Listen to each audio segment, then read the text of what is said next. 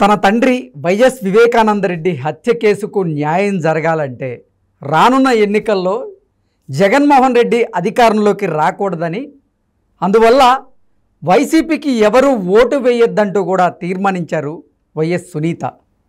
YS Vivekananda Reddy హత్య case కోసం అవసరమైతే తాను రోడ్డు మీద పోరాటం చేయడానికైనా సిద్ధపడతానంటూ కూడా ఆవిడ కొన్ని వ్యాఖ్యలు చేసిన నేపథ్యంలో ఈ అంశానికి సంబంధించి మనతో మాట్లాడేందుకు ప్రముఖ సీనియర్ జర్నలిస్ట్ దుర్గాకుమార్ గారు మనతో ఉన్నారు. సార్తో మాట్లాడదాం. సార్ నమస్తే. సార్ నమస్కారం. కృష్ణ గారు, మన వీక్షకులకు కూడా నమస్కారం.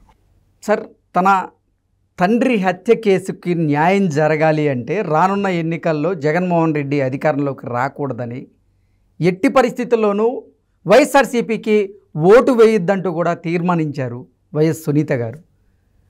ఈ కేసు విషయంలో అవసరమైతే రోడ్డుకెక్కి నేను పోరాటం చేయడానికైనా సరే సిద్ధం అంటూ కూడా కొన్ని వ్యాఖ్యలు చేసిన నేపథ్యంలో ఏంటి సార్ ఈ కేసులో ఏం జరగబోతోంది? ఇది ఆంధ్రప్రదేశ్లో జరగబోతున్నటువంటి ఎన్నికల్లో జగన్మోహన్ రెడ్డి మీద ఏ విధంగా ప్రభావం చూపించబోతుంది అంటే ఏం చెప్తారు సార్?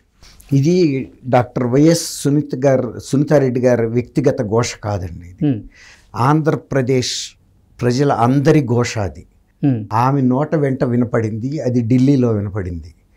ప్రతి వ్యక్తి పడుతున్న వేదనే ఆమె కూడా పడుతుంది. అంటే ప్రజలు ఒక్కళ్ళే వైఎస్ఆర్సీపీ పాలనలో వేదన పడుతున్నారని ఇప్పుడు వరకు అనుకున్నారు. సొంత కుటుంబ సభ్యులు అంతకంటే కూడా వేదన పడుతున్నారనేది ఇవాళ వైఎస్ సునీతారెడ్డి గారి నోట వెంట వచ్చిన వ్యాఖ్యలు. ఇప్పటికే ప్రజలందరూ కూడా ఒక తీర్మానానికి వచ్చేసారు. ఇలాంటి నియంత్రణని మనం ఎప్పుడు చూడలేదు. అసలు ఇండియాలోనే ఇలాంటి ముఖ్యమంత్రి పరిపాలన ఎక్కడ సాగలేదు. మనం ఈ ముఖ్యమంత్రిని గతంలో 2019లో ఆయన చెప్పిన మాటలు నమ్మి చంద్రబాబు గారిని హంతకుడిగా అనుమానించి ఈయనకి అన్యాయం జరిగింది వివేకానంద రెడ్డి గారి హత్య ద్వారా సొంత చిన్నాన్న కోల్పోయాడని ఒక సానుభూతితో మనం ఓటేసి మనం ఘోరంగా మోసపోయాము. చంపింది ఆయన కాదు, లోకేష్ కాదు, ఆదినారాయణ రెడ్డి కాదు, తర్వాత బీటెక్ రవి కాదు, వాళ్ళ కుటుంబంలోనే చంపారు. ఇవాళ సునీత గారు కూడా చెబుతుంది అవినాష్ రెడ్డి వాళ్ళ తండ్రి భాస్కర్ రెడ్డి వీళ్ళిద్దరే ప్రధానమైన పాత్రధారులు అనేది తెలుస్తుంది. అతను అప్రూవర్గా మారిన వ్యక్తి దస్తగిరి కూడా అదే చెబుతున్నాడు. నన్ను ప్రోత్బలం చేసింది, నాకు డబ్బులు ఇచ్చింది, నన్ను చేయమని పురమాయించింది వాళ్ళు. ఇంకా కూడా నేను కొన్ని విషయాలు వచ్చి చెప్తాను మొత్తం అని కూడా చెప్తున్నాడు. తనని చంపుతామని బెదిరిస్తున్నా కూడా నేను జైల్లో ఉన్నప్పుడు కూడా కొంతమంది 20 కోట్లు బెదిరించేందుకు ప్రయత్నం చేశారు. అలాగే నా సాక్ష్యాన్ని ప్రభావితం చేసేందుకు కూడా వాళ్ళు ప్రయత్నం చేశారు. నేను ఇచ్చినటువంటి స్టేట్మెంట్ మారిస్తే 20 కోట్లు ఇస్తా అంటూ కూడా వాళ్ళు డిమాండ్ చేశారు. అది ఆయన చెప్పాడు. అసలు ఇవాళ సునీతారెడ్డి గారు చెప్తున్న విషయాలు వింటే అసలు ఆంధ్రప్రదేశ్ ప్రజలు ఈ రాష్ట్రాన్ని ఇటు తీసుకెళ్తారు అనేది మా బొట్టాళ్ళకు కూడా చాలా ఆవేదన కలిగిస్తుందండి. ఎందుకంటే నేను 79 నుంచి జర్నలిజంలో ఉన్న అనేక మంది ముఖ్యమంత్రులు చూసాము. ప్రజలని ఈ విధంగా వేధించి వెంటాడి మానసికంగా కాకుండా భౌతికంగా చంపి కూడా, అంటే డాక్టర్ సుధాకర్ దగ్గర నుంచి మొదలయ్యి ఎంతమందినండి. ఆఖరికి ఒక కోడికత్తి సీన్కి బెయిల్ ఇస్తే దానికి వీళ్ళు సుప్రీంకోర్టుకి వెళ్తారండి. 5 ఏళ్ల తర్వాత అతనికి ఆ బెయిల్ వస్తే మర్డర్ చేసిన వాళ్ళు బ్రహ్మాండంగా ఏసీల్లో ఉండి కారులో తిరుగుతా ఇంత అధికారం ఆమె చెబుతుంది కదా, వాళ్ళని ఏమి అరెస్ట్ చేయకుండా జగన్మోహన్ రెడ్డి కాపాడుతున్నాడని. ఇన్నాళ్ళ ట్రాక చెప్పుకోవాలంటే కూడా మీడియా కూడా చెప్తే కూడా ప్రజలకి అంత ఇది కలగటల్లా. ఎందుకంటే ప్రజలు 2019లో ఆయన చేసిన విన్యాసాలు చూసి నిజంగా చిన్న తండ్రిని కోల్పోయి ఇంత వేదనలో ఉన్నాడని వాళ్ళు నమ్మారు. అవన్నీ లైవ్గా ఉన్నాయి. వాళ్ళకి కూడా టీవీల ఛానల్స్లో ప్లే చేసి చూసుకోవచ్చు. కానీ అందుకు పూర్తి భిన్నంగా జరిగింది. తర్వాత నా చెల్లెళ్ళందరినీ నేను కాపాడుతాను అన్నప్పుడు నేను నీ చెల్లెల్ని కాదా, నన్ను ఎందుకు కాపాడవు? ఈయన ఎవరు వివేకానంద రెడ్డి గారు ఆ రోజు రాత్రి 11:30 వరకు కూడా అవినాష్ రెడ్డి కోసం ప్రచారం చేశాడని చెప్పి పోస్ట్ మార్టం రూమ్ దగ్గర ఈమెతో చెప్పాడంట. కానీ అదే వ్యక్తి హత్య చేశాడంటే ఎవడన్నా నమ్ముతాడండి?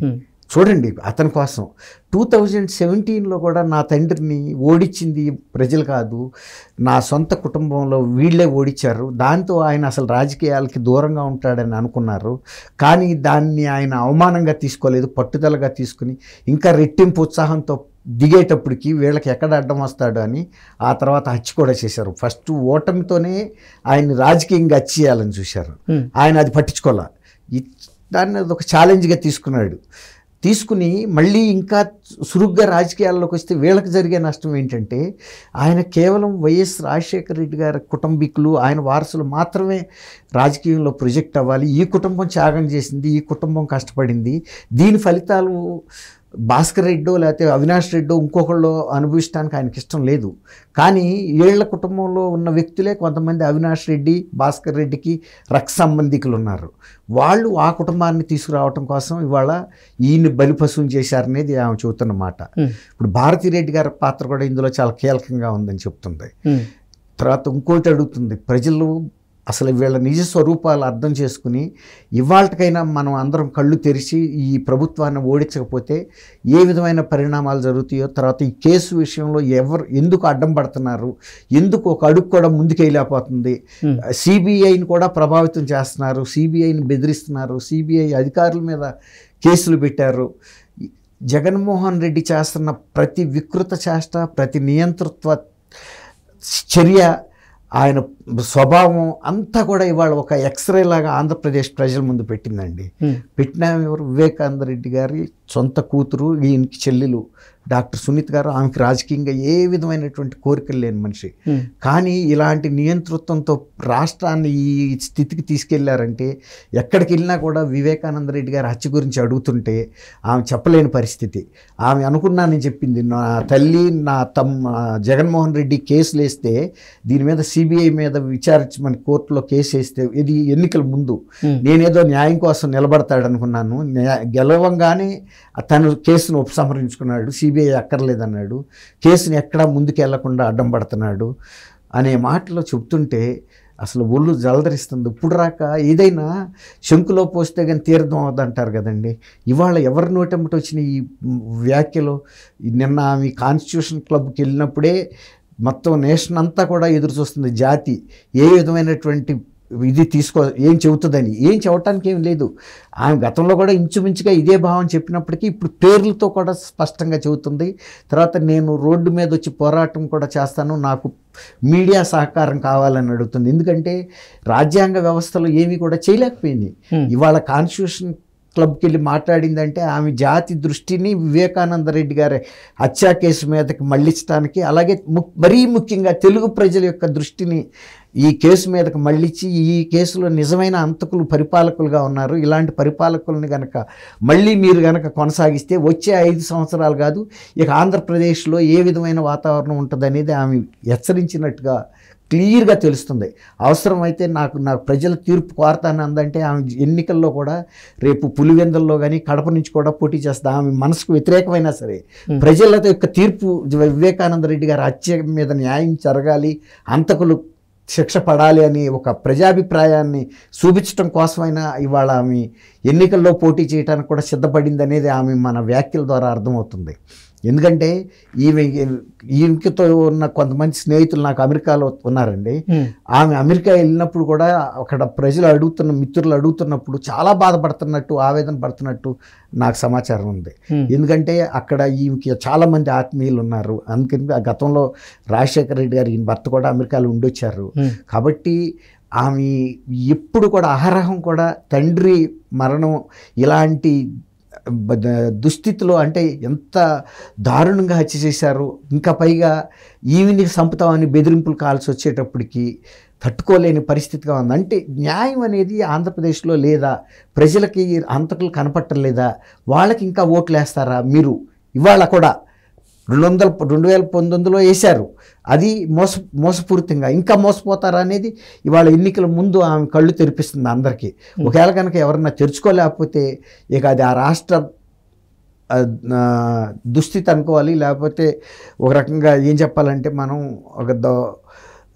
ఒక రకంగా వాళ్ళ దురదృష్టం, రాష్ట్ర దురదృష్టం అనుకోవాలి.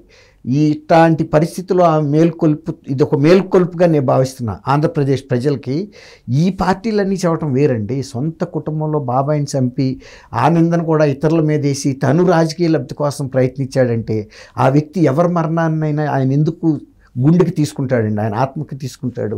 సస్తారు పుడతారో సస్తారు జనం. సొంత బాబాయిని ఆయన ఖర్చు చేసేసాడు రాజకీయం కోసం, తన స్వప్రయోజనం కోసం.